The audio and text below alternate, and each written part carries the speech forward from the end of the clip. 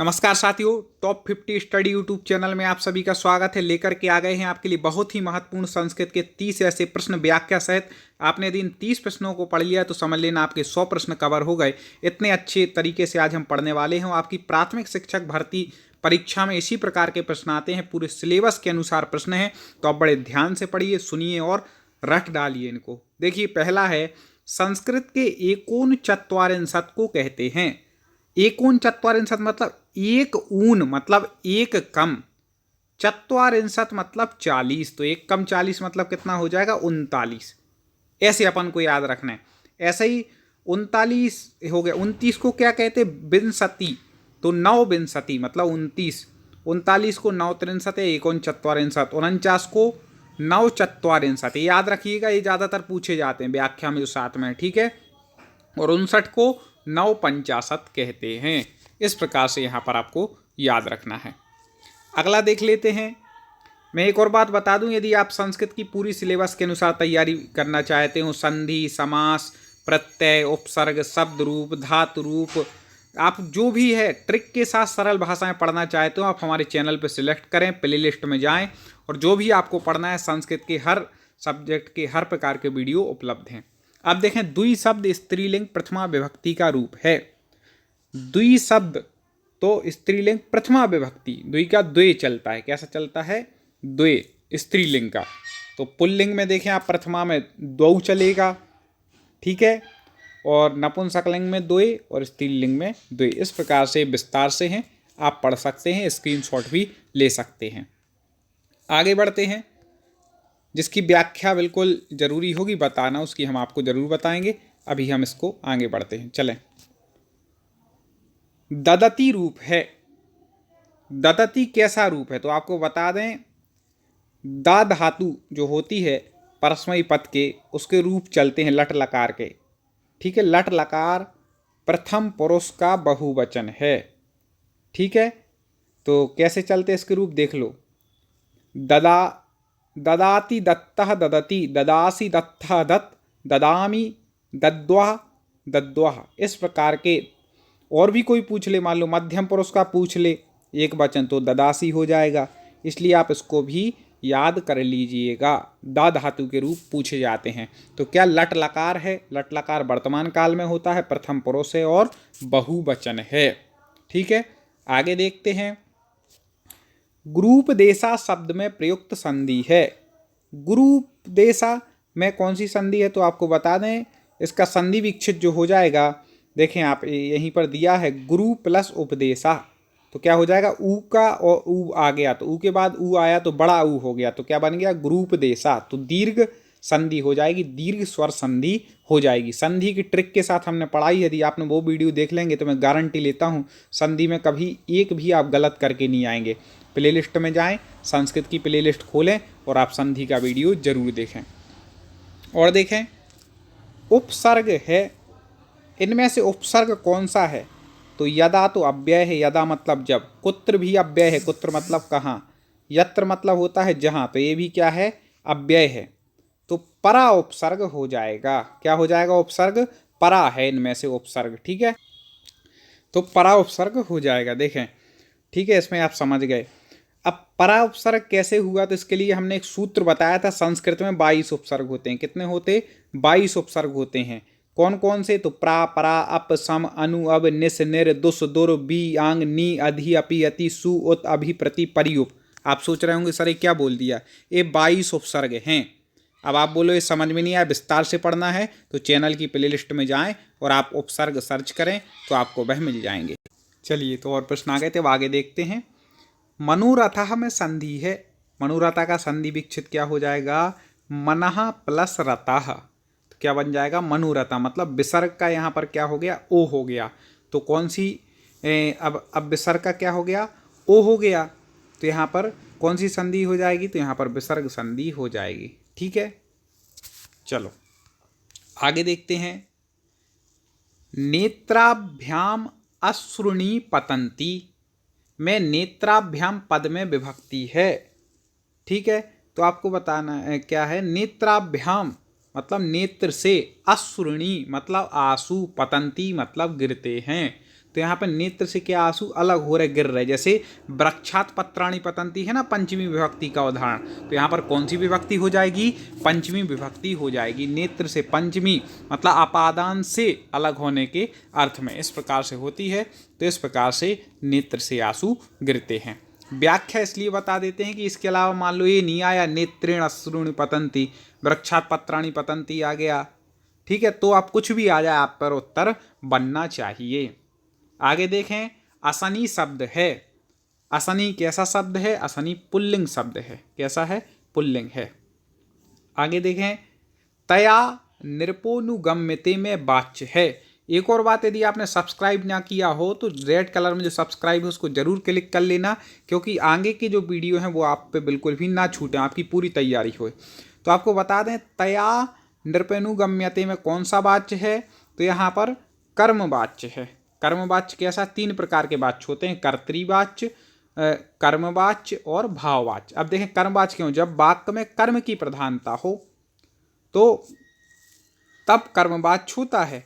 कर्मवाच्य सदा सकर्मक धातुओं के साथ होता है, मतलब कर्म से सहित जो धातुएं होती हैं उनके साथ होता है।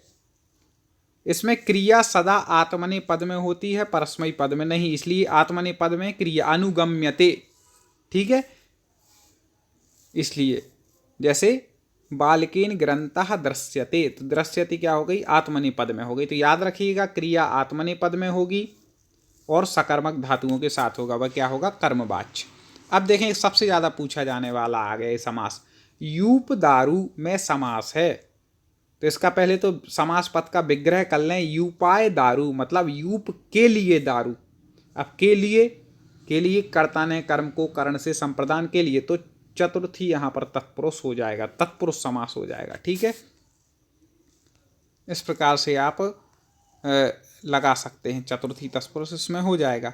आपको हमें उम्मीद है समझ में आ रहा होगा। आगे बढ़ते हैं, अगला देखें, गोधूम शब्द का अर्थ है। ये भी कई बार पूछा गया, कई लोग इसमें कंफ्यूज होते हैं, तो आप याद रखिएगा भैया कि गोधूम का क्या अर्थ है, गेहूं। बिल्कुल रट लो इसको, वेरी वेरी IMP, अभी से मैंने बता दिया, बिल्कुल रट लेना इसको, वेरी वेरी IMP है, ठीक है। कुछ और अर्थ देख लें जो पूछे जाते हैं, टंडुल का पूछा जाता है, इसका अर्थ होता है चावल। गोधूम का अर्थ क्या होता है, गेहूं, तो गोधूम क्या है, गेहूं। गर्धम मतलब होता है गधा, ठीक है, गधा। और धेनु दुग्धम मतलब गाय का दूध। ये भी आप याद रख लीजिएगा, मान लो ये ना पूछे, ये पूछ लें तो, ठीक है। अगला देखें, विसर्ग संधि का उदाहरण है। तो विसर्ग संधि का, अब जैसे सम्मियम दिया है, तो ये तो नहीं है सम्मियम। महौषधि, अब महौषधि किसका हो जाएगा, तो आपको बता दें ये तो भैया स्वर संधि का उदाहरण है, वो भी वृद्धि स्वर का हो जाएगा। नमः धनते से मिलकर के क्या बनेगा, नमस्ते, तो ये क्या हो जाएगा, नमस्ते विसर्ग संधि का उदाहरण है। और तल्लया किसका हो जाएगा, व्यंजन का, तत् धन लया से क्या बनेगा, तल्लया, व्यंजन संधि। आगे बढ़ते हैं, पूरा सब कुछ मैंने पढ़ाया है, आप तो चैनल पे जाएं, प्लेलिस्ट में जाएं या वीडियो में जाएं, आपको जो जो संस्कृत की प्लेलिस्ट मिले देख लें, सब आपके काम का है। स्पर्श संज्ञक वर्णों की संख्या है।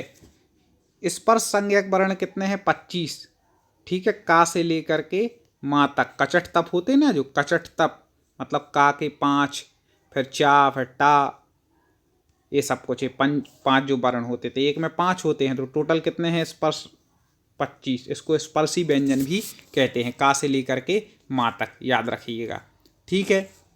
इनके उच्चारण स्थान भी हैं, कावर का उच्चारण स्थान कंठ है, चावर का उच्चारण स्थान तालु है, टावर का मूर्धा है, ये भी याद रखिएगा, तावर का दंत है और पावर का ओष्ठ है।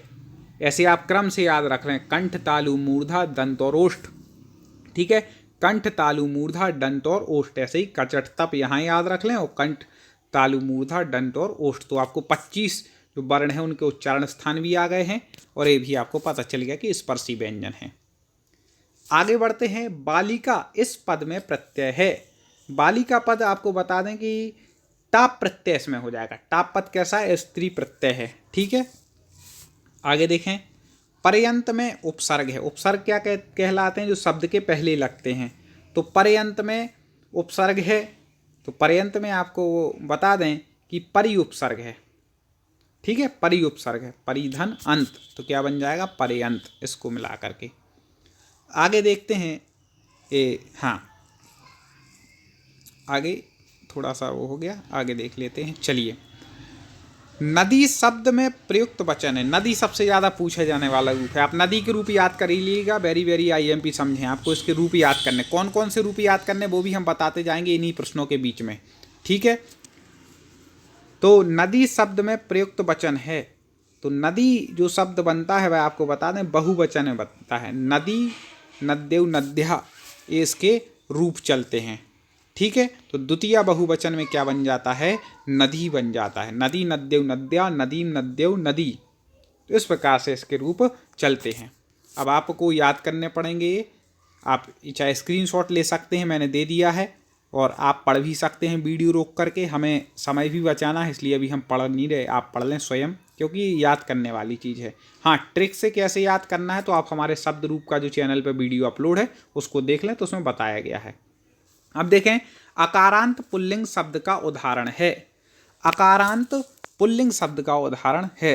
अब पुल्लिंग तो सीधा इसमें पहले तो आप देखें, फल तो नपुंसकलिंग है, वाच भी ऐसे ही है, भानु से। तो राम शब्द, रामः, मतलब अकारांत पुल्लिंग। अकारांत पुल्लिंग क्या?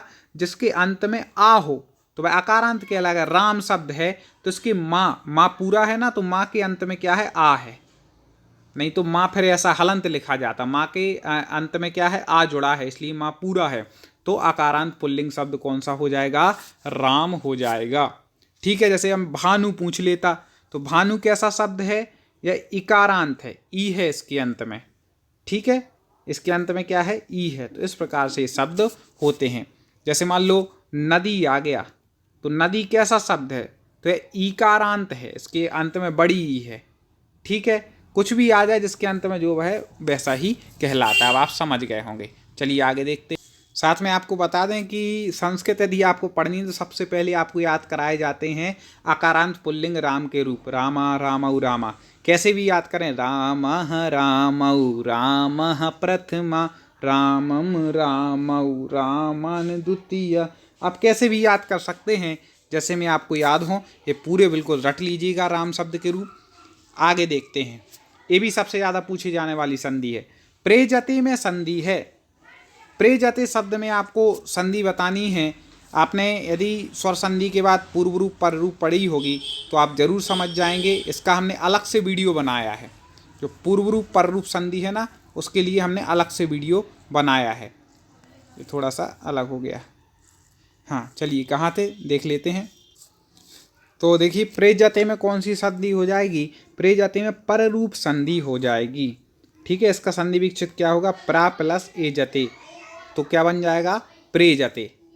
तो पर रूप हो जाएगी। पूर्व रूप की हमने आपको ट्रिक भी बताई थी कि इस प्रकार से उसमें चिन्ह लगा होता है, वो पूर्व रूप होती है, और ऐसे ए हो जाता है वहाँ पे पर रूप, मतलब उस रूप हो जाती है, ठीक है। चलिए आगे बढ़ते हैं। अगला देखें, वा वर्ण का उच्चारण स्थान है। वा वर्ण का उच्चारण स्थान क्या है? तो आपको बता दें, दंतोष्ठ है। वा वर्ण कैसा है? दंतोष्ठ, मतलब दांत और ओंठ दोनों की सहायता से उसको बोलते हैं वा को, ठीक है। तो दंतोष्ठ यहाँ पर हो जाएगा। बाकी ये सब पहले ही बता चुके हैं। अगला देखें, घुटने के लिए उपयुक्त संस्कृत शब्द है। तो घुटने के लिए बोलते हैं जानू। क्या बोलते हैं? जानू, ठीक है। अब देखें, गद्यांश भी पूछा जाता है। तो आपको गद्यांश को कैसे हल करना है वो हम बतला रहे हैं। इसके आगे फिर और बतलाते हैं आपको। चलें देखें। समाजे सर्वत्र दुर्जना पीड़यंती जनान। बिल्कुल अच्छे समझिएगा, क्या कह रहे हैं? समाज में सब जगह दुर्जना पीड़यंती जनान, जो दुर्जन लोग हैं वह लोगों के लिए क्या करते हैं? पीड़ित करते हैं। यद्यपि सज्जनानां संख्या अधिका अस्ति, यद्यपि सज्जनों की संख्या अधिक है, तथापि दुर्जना एवं प्रबला इति महद आश्चर्यम। फिर भी दुर्जन कैसे हैं? प्रबल है, महान आश्चर्य की बात है। आप अर्थ समझ लेंगे तो बन जाएगा। अब कई लोग बोलेंगे सर हम अर्थ नहीं लगा पाते, क्या करें? तो उसकी भी अभी हम बताएंगे आपको कैसे निकालना है। यतो ही सज्जना प्रायः तटस्था भवन्ति। सज्जन कैसे? प्राय तटस्थ रहते हैं, मतलब कुछ बोलते नहीं हैं, बीच में नहीं पड़ते। यदि दुर्जना प्रतिपदम विरोधम सज्जना करस्यन्ति। यदि दुर्जन लोगों का विरोध सज्जन करें तरही, तब ही निश्चय से समाज निर्भयो भविष्यति। समाज कैसी हो सकती है? निर्भय हो सकती है, ठीक है, यहाँ पर ये बताया। अब देखो, आप यदि अर्थ भी नहीं लगा पाए तो कैसे आपको करना है, क्योंकि मैंने तो संस्कृत से पढ़ाई की है इसलिए मैं तो अर्थ लगा सकता हूँ, कई लोगों ने उतने डिटेल से नहीं की, तो आप चिंता नहीं करें, उसकी भी ट्रिक हम आपको बतला रहे हैं। देखें, गद्य पद्य हल करने का भी हमने वीडियो बना करके डाला है, वो भी देख सकते हैं चैनल पे। उपर्युक्त गद्य के अनुसार समाज में किसकी संख्या कम है? तो आप सीधा सीधा समझ आएंगे, समाजे सर्वत्र दुर्जना पीड़यन्ति यद्यपि सज्जनानां संख्या अधिका अस्ति। तो सीधा अपन समझ गए कि भैया सज्जनों की संख्या कैसी है, अधिक है।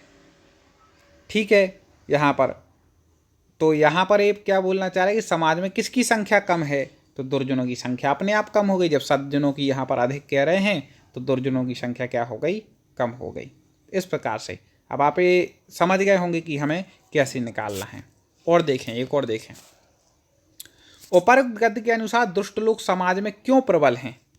दुष्ट लोग समाज में क्यों प्रबल हैं, तो बता रहे हैं कि यहाँ पर देखिए, हाँ अब देखिए फिर से गद्य में ही हमें उत्तर मिलेगा कि दुर्जना एवं प्रबला महदाश्चर्यम यतो ही सज्जना प्राय तटस्था भवन्ति। सज्जन क्या है, प्राय तटस्थ होते हैं, इसलिए दुर्जन लोग कैसे हैं, प्रबल हैं। तो क्योंकि सज्जन लोग कैसे हैं, तटस्थ रहते हैं। पहला ही इसका उत्तर बिल्कुल सही हो जाएगा। तो देखो इसी में से निकल गया ना। चलिए अब आगे और अच्छे प्रश्नों पर चर्चा करें।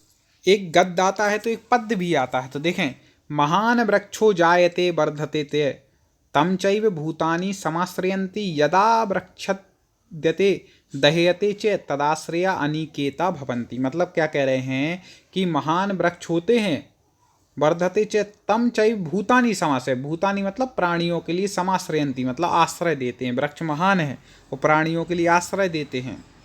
यदा वृक्षद्यते दह्यते च, लेकिन जब वृक्षों को छेदा जाता है या जलाया जाता है, तद आश्रया अनिकेता भवन्ति, फिर उनका आश्रय नहीं मिल पाएगा। ठीक है, तो इसलिए वृक्षों को जलाना नहीं है। आगे देखें क्या कह रहे हैं इसमें, इस श्लोक का भाव क्या है। तो इस श्लोक का भाव यही है कि भैया वृक्ष महान हैं, क्योंकि वह हमें क्या कर रहे हैं, आश्रय दे रहे हैं। ठीक है, महान वृक्षो जायते, शुरू में ही कह दिया इसको। ठीक है, सटीक उत्तर ढूंढना पड़ता है। उपर्युक्त श्लोक में भूतानी का तात्पर्य क्या है, हमने ऊपर ही बता दिया। भूत मतलब होता है प्राणी, तो भूतानी मतलब प्राणी, मतलब प्राणियों के लिए आश्रय देते हैं। अब देखें, आपको धातु रूप यदि याद करने हो तो कोई पूछे सबसे पहले किस धातु की करें, तो आप भू धातु की कर लीजिएगा। ठीक है, ये आ गया, क्योंकि भू धातु लोट लकार मध्यम पुरुष एक वचन में क्या रूप बनता है। तो आपको बता दें, भू धातु लोट लकार, तो भू का पहले भवतु भवताम भवंतु, ये एक वचन में हो जाएगा, प्रथम पुरुष में हो जाएगा भवतु भवताम भवंतु, फिर बनेगा भाव। ठीक है, द्वितीय मध्यम पुरुष एक वचन में क्या बनेगा, भाव। तो भाव भवतम भवत भवानी भवाव भवाम, यहाँ देख लें, यहाँ दिए हैं। अच्छा हाँ ठीक है, ये दिए हैं, भवतु भवतम भवंतु भाव भवतम भवत भवानी भवाव भवाम। इस प्रकार से लोट लकार में रूप चलते हैं। लट लकार में कैसे चलते हैं, भवती भवता भवंती भवती भवसी भवता भवत भवानी भवाव भवामी भवावा भवामह। ठीक है, लिट में चलते हैं भविष्यति आदि, ऐसे कई हैं, तो आप याद कर लीजिएगा। सर्वनाम शब्द है। ठीक है, सर्वनाम शब्द क्या है, सर्वः, एक क्या है, सर्वनाम शब्द है। इसके रूप भी चलते हैं, सर्वा सर्वो सर्वे। ठीक है, तो आप वो भी याद कर। एक वीडियो में आपको 100+ क्वेश्चन हो गए हैं। ऐसे अभी हम 10 वीडियो लगातार लेके आने वाले हैं। ठीक है, तो और डले भी हैं कई चैनल पर, जाके आप जरूर देखें। कुंजर शब्द का अर्थ है, कुंजर मतलब होता है हाथी, याद रखिएगा, कई बार पूछा गया है। कुंजर मतलब हाथी। और भी जो इसमें दिए हैं, हिरण के लिए मृग कहते हैं, संस्कृत में मृगा हो जाएगा। ठीक है, सुअर के लिए बराह कहते हैं, और सर्प के लिए सर्पः कहते हैं। ठीक है, ऐसे आगे देखें, मातृ शब्द का तृतीया विभक्ति एक वचन में होगा।